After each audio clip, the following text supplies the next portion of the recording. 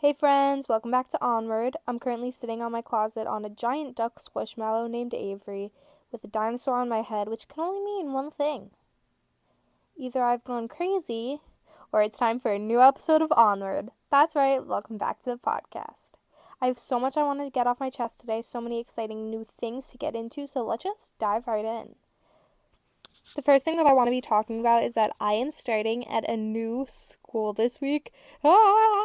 Sorry to headphone users, but that's right. I'm starting at a new school, and as someone that's only gone to public school, and is switching to private, I'm kind of nervous. There's so many things to look forward to, but I gotta say, there is a freaking dress code, and from going to a school with no dress code to a school with one, I literally have like no clothes that I can wear. This is so bad. So I need to get a bunch of new ones or just like get in trouble all the time. I can't even wear sweatpants. They let us wear sweatshirts, but at least I can wear sweatpants. Also, my schedule is crazy. They want me to get there at like 7 a.m. and then I won't be getting home till 7 p.m.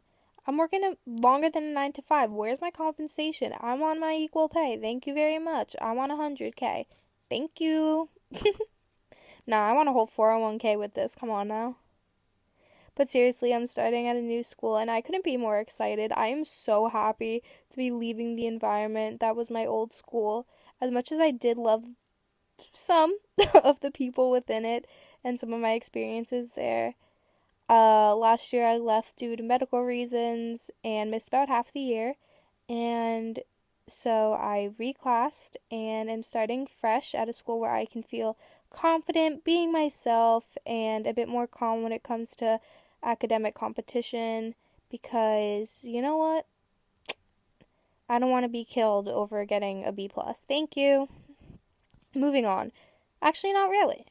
I have started soccer preseason with these new people from school, and to be honest, everyone is so nice. I can already see a difference in the environment. It feels so good to be with people that genuinely are happy to be around you and happy to be in the environment that you're in, sharing our common goal. I'm so happy. Everyone seems pretty into it and happy to be there. Their smile is on everyone's face, and it feels nice. I am getting FOMO through social media of my old grade, though I have to say that has been the biggest challenge thus far. As there are parties and get togethers, and I see people posting together, I do find myself missing out, and my mind's racing about graduation and then all of them going off to college. And, you know I made the right decision, but it's going to be hard at times, and I just have to accept that.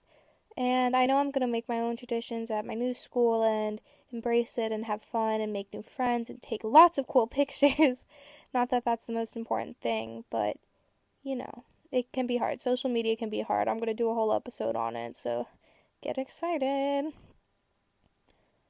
Speaking of sports, I was just talking about soccer, but can we talk about cross country for a sec? Because literally, what the freak? Why would anyone choose to sign up for that? I'm sorry, but when we're practicing and we see cross country running 2 hours around us, obviously I'm extremely jealous and in awe of the fact that they can do it and have immense respect. But why?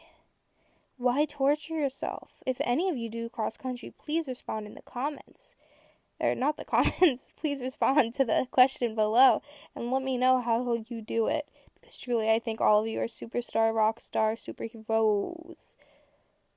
Speaking of rockstar superheroes, there's no superheroes in this, but I needed a segue to talking about Red, White, and Royal Blue. Oh my god, I hope you all have watched it because it is literally so good. As someone that didn't even love the book, the movie, oh my god, it did it for me. I must say, I was chuckling, I was laughing, I was gagged, I was gooed. I was goofed and I was having a great time, and oh my god, they cast the finest men as leads. So yeah, the humor may have been cheesy, but it was enjoyable, I must say. You know what else is enjoyable, guys? Getting your freaking license. That's right, I can legally drive past 9 o'clock. I have my senior license and can do literally anything. Clear the roads. I'm about to tear up these streets. Hopefully I don't pop any tires in the process, because I don't know how to change one, so I feel like I should figure that thing out. One thing I figured out perfectly, however, is how to make the best freaking oatmeal. Guys, I don't know about you, but I totally get into food hyperfixations at times, so this current one is oatmeal. But it ain't just any regular ass bland oatmeal. Nah, nah, nah, nah, nah. We don't play here when it comes to Onward, when it comes to our oatmeal. Onward with our oatmeal, we say we make good recipes. That's right. So let me tell you what I do. You know those flavored packets? Yeah. Use one of those, but we're gonna jazz it on up. Add a little protein powder, add a little applesauce. I make mine with pears and apples, it's delicious. And then add some Greek yogurt. Flavored, preferably, like vanilla or strawberry or something. But it's gonna be freaking delicious. Add some water, mix it up, pop it in the microwave. Add the rest of your yogurt, because you don't want to do the full container beforehand. And then stir it up like some icing, some frosting, and it's going to get all mushy, gushy, warm, and delicious and creamy. And oh my god, I literally could cream my pants just thinking about it. It is so good. Everyone, please make it. Okay, the last thought I have before getting into the main topics of today's episode is just a question for the group a question for the good of the group, if you will, that I would appreciate responses to, because it's been plaguing my mind for the last several days, and that is, would a model be better at kicking a soccer ball in heels, or a soccer player be better at kicking a soccer ball in heels? Because I just don't, and I'm talking like stilettos, like high 4-inch heels, you already know, 3-4 inches, let's go. Are those that high? I don't really know, but Louboutins, whatever you please, red bottoms, step up, kick the soccer ball. I'm going with the soccer player, but initially I was thinking the model. Because like she has that walk, and you know they're strong, like they gotta be toned, right? She has those leg muscles, and she's used to walking. But I feel like the girls of the U.S. women's soccer team, the gals, can figure that one out. Alex Morgan can figure that one out. Megan Rapinoe, I don't know, after the World Cup, can she figure that one out? I'm just kidding. No one come for me. Thank you. Okay, moving into the main segment of today's episode. The first thing I want to talk about, because we are all going back to school, starting back in school, this is kind of going to be a back to school oriented episode. Not entirely, but it can all apply. So whatever, let's get into it. First topic is tips for a new routine. Listen, I, of anyone, know how hard it is to start a new routine, but lately over summer I've kind of been perfecting the craft of adding elements in and getting used to waking up earlier and just developing a nice habit and system for my day. So my first piece of advice for this is, when you're developing a new routine, if you have a goal in mind, do not tell people your goal. You might think it's going to help hold you accountable, but for me, when I hold things internally, I am more motivated to do it. When I tell people, I say, for some reason, they won't care if I do it. They won't care. But when it really just becomes about me holding myself accountable, I say, no, bitch. You are going to do the damn thing. Get yourself together and work. I just find I have a greater success rate with it. I don't know. The next thing that will come with this, because you're going to be making all that progress towards your goals, is writing down the progress that you make, even if it seems minuscule, even if your mile time, say you have a goal of running and it goes down by 3 seconds, 2 seconds, 1 second, that's progress, and you deserve to feel proud of it. So write that shit down on paper so you can look at it, get it, and smile. Yeah. My next piece of advice is to write out what you will do, or what you want to do, and make it visible. Not exactly like a vision board, but more specific. I want you to have the steps to your routine written out for you. So say you plan on running a 5K. You're going to write down your run each day and have it out so you can see it, not in your phone, but on a physical piece of paper. Maybe put it on your fridge, your bulletin board, have it on your desk, put it on your door so you see it when you wake up in the morning. I don't care what you do, put it in your bathroom for all I care so you see it when you're taking a shit. I don't know, but whatever you want will work. Just make it visible so it's constantly reminding you, and so that you will feel a little bit of guilt if you don't do it. And one little way that I like to do this is having a little sticker chart, and I get to pick out really fun stickers. Right now I have a little dinosaur pack, and they're so cute. So that is my recommendation. Make things fun for yourselves. Create rewards. That's right. Create rewards for yourselves along the way, not just at the end when you meet your goal, because as you're making progress, it's going to get hard. You're going to hit plateaus. You're not going to want to get through, but when you push through, you prove something to yourself and you deserve the credit for that. So I want to give you a pat on the back and say that yes, you do deserve a little reward. So for me, when I go on runs in the morning, if I go on a run, then I say I can get Starbucks today. But if I go on a walk or if I don't, then I don't get Starbucks. Maybe I'll get a regular drink from 7-Eleven or nothing at all. And it's not because I want to restrict or anything. It's just because it keeps me, I don't know, excited and motivated to go on my run. So whatever it is for you, whether it be a 5-minute break, even if you're studying for a half hour, a 10-minute break, that could work. That'll keep you going because you don't want to burn out is the issue. If you are making all this progress and you're putting in the work and maybe you're not even making progress and you're at a plateau and you're not seeing the results that you want to see and you don't have a goal, you're gonna very likely give up. So make it easier for yourself to reach your goal by giving yourself rewards. You're not being weak, you're not being easy on yourself, you're being your own best cheerleader and friend. With this, it's important to remember that your progress is not going to be linear. I don't know why I'm British. It just comes out sometimes. It's like my alter ego. I don't know. Francine, she pops out sometimes and she's a Brit. Don't mind her. She's cool. But remember that progress isn't linear.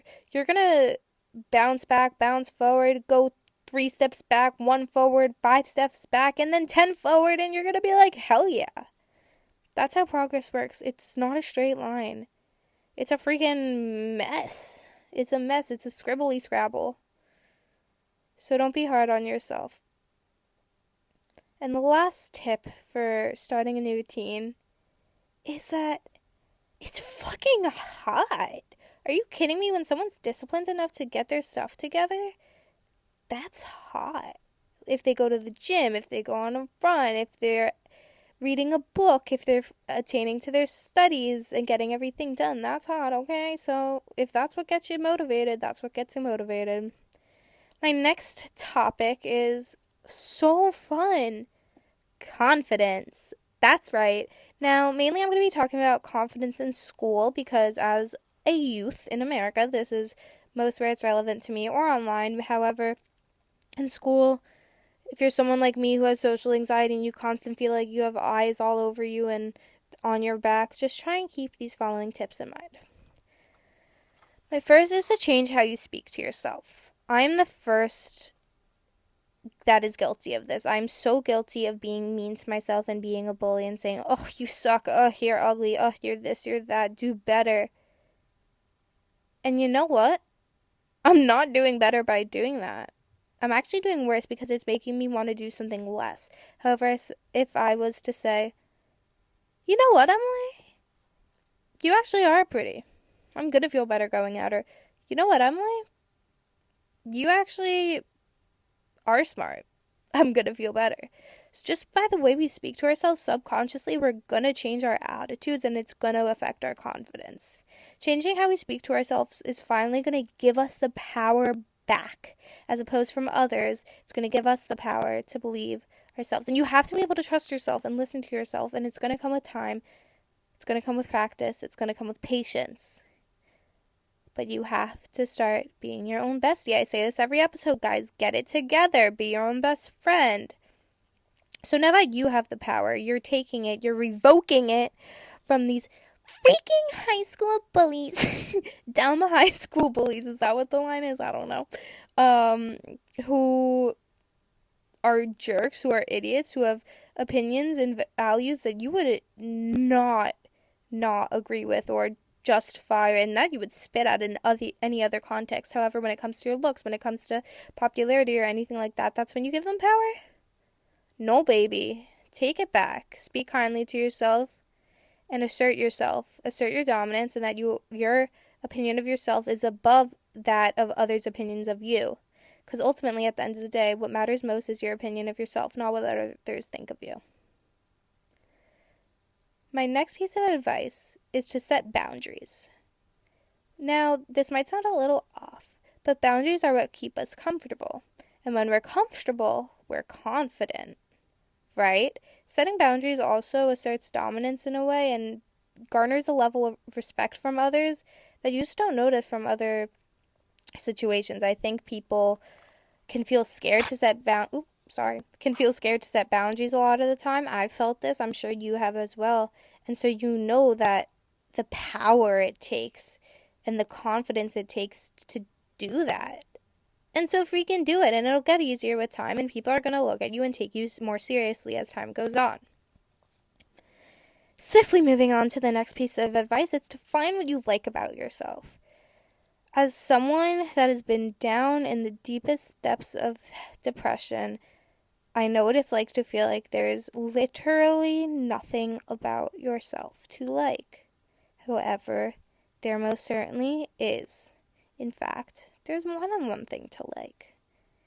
I, for the longest time, was insecure about just feeling like I was too much for some people. And later, I became confident, and I found that I find my sense of humor funny. And knowing that I liked my sense of humor made me confident and comfortable to continue making jokes and to speak in social situations. I used to hold my tongue all the time due to my anxiety. But now, because I'm confident in myself and I trust myself that I can be funny, I say things. And you know what?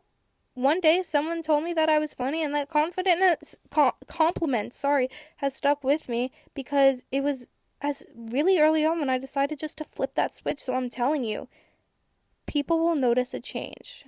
I'm telling you. I want you to consider next how your friends affect your confidence. If you're hanging out with people that are not helping your confidence, they're not hyping you up, they're tearing you down, get new friends. I hate to say it, I hope I don't sound ridiculous, but what are you doing to yourself? At this point, it's becoming your fault if you're keeping these friends. And you know what? I've done this, and I've set the boundary recently.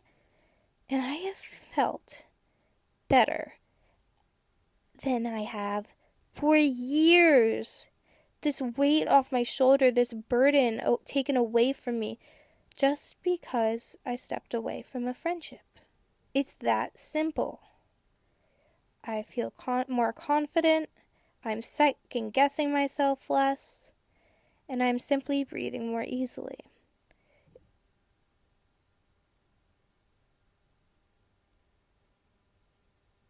The second last thing I want you to remember is that we make it awkward in our own heads. That's right, we're the ones judging ourselves. We're the ones hating on ourselves. This goes back to how we speak to ourselves and working on that to be in a more positive mindset. But seriously,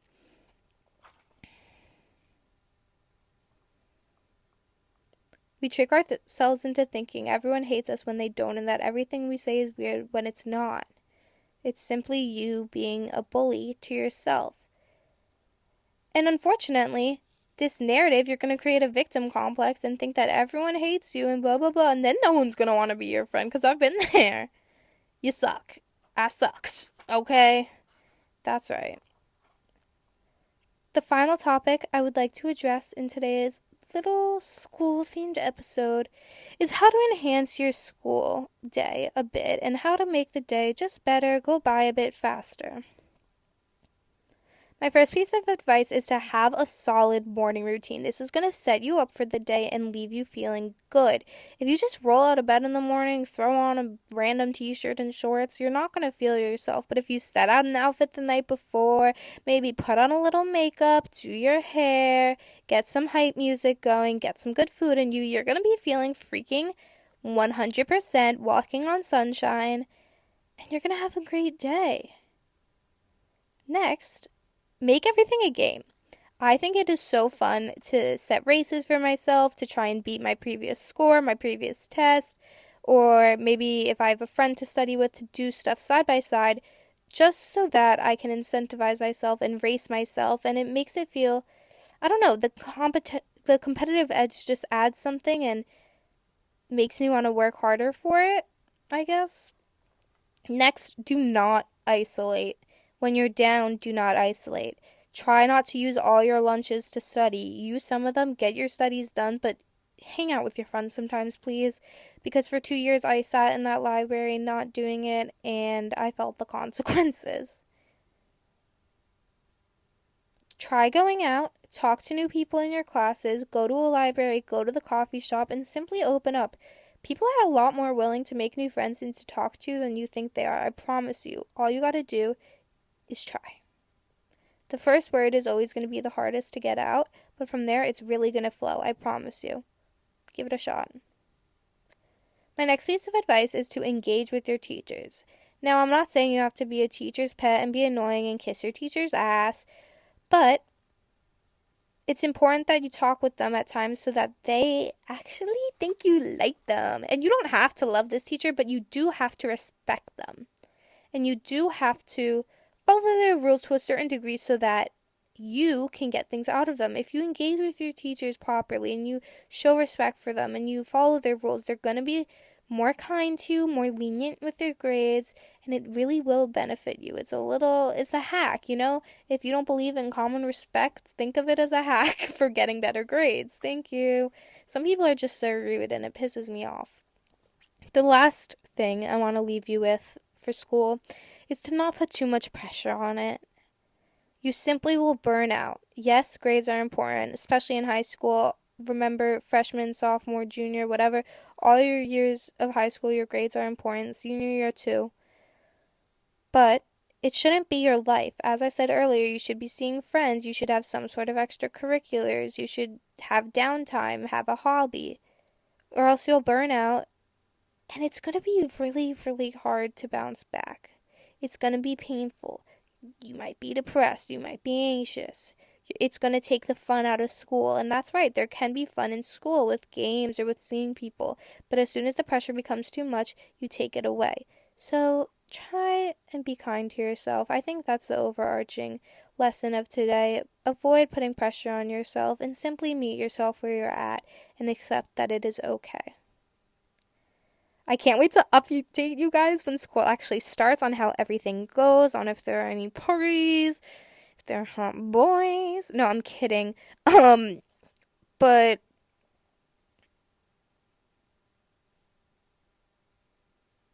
I can't wait to update you guys when school finally starts. I'm going to come back at you with all the updates that you want, whether it be parties, whether it be gals and guys, whether it be classes. I got it all, athletics. So tune back in next week. We're also going to be talking about how to pick your friends, how to set boundaries, and so much more. I hope you have an amazing week. I will see you in 2. Goodbye, friends.